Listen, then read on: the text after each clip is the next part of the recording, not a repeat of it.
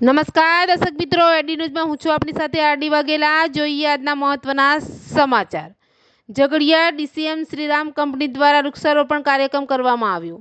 વૃક્ષારોપણ કાર્યક્રમ એ પર્યાવરણને સુધારવા માટે મહત્વપૂર્ણ પહેલ છે અને પર્યાવરણ માટે જાગૃતિ આપે છે। વૃક્ષારોપણથી હવા શુદ્ધ થાય છે અને જમીનની ગુણવત્તામાં સુધારો આવે છે અને જીવસૃષ્ટિને પર્યાપ્ત માત્રામાં ઓક્સિજન મળી રહે છે। આ થીમ સાથે ડીસીએમસી શ્રીરામ કંપની દ્વારા મહત્વપૂર્ણ વૃક્ષારોપણનો કાર્યક્રમ કરવામાં આવ્યો હતો।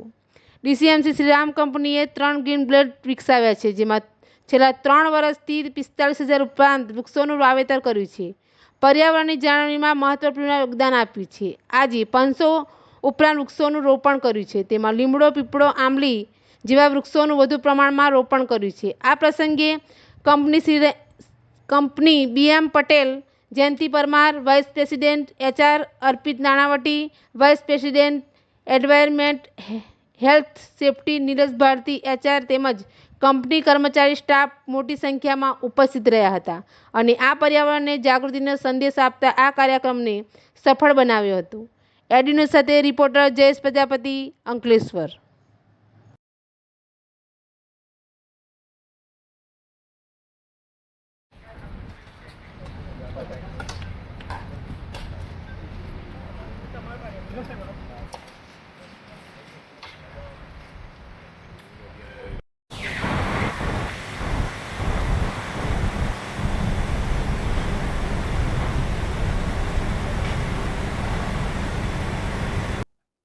હું Jayanti Parmar, vice president human resource, DCM Shriram Jhagadia ખાતે 500થી વધારે વૃક્ષોનું રોપણ હાથ ધરવામાં આવ્યું હતું। કંપનીના કર્મચારીઓએ લીમડો, પીપળો અને આંબલીના વૃક્ષોનું રોપણ કરીને જે ઓક્સિજનની માત્રામાં ખૂબ વધારો કરતું હોવાના ઝાડો છે।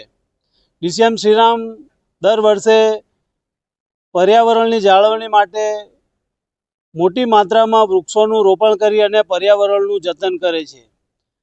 સમયાંતરે કંપનીના કર્મચારીઓ ડીસીએમની ખાલી જગ્યા હોય ત્યાં બધી જગ્યાએ ઝાડવાનું રોપણ કરી અને એની વર્ષ દરમિયાન માવજત કરે છે અને એ વૃક્ષો મોટા ઘટાદાર થાય તેની જાળવણી માટે પણ પૂરતી કાળજી લેવામાં આવે છે। કંપનીના કર્મચારીઓ અન્ય જગ્યાએ પણ વૃક્ષારોપણ પ્રવૃત્તિઓને પ્રોત્સાહન આપી અને મોટી માત્રામાં લીમડો, પીપળો અને આંબલી જેવા વૃક્ષોનું નિરંતર વાવેતર કરે છે અને એની જાળવણી માટે સઘન પ્રયત્નો મૂકી અને પર્યાવરણના વિકાસ માટે સિંહ ફાળો આપે છે।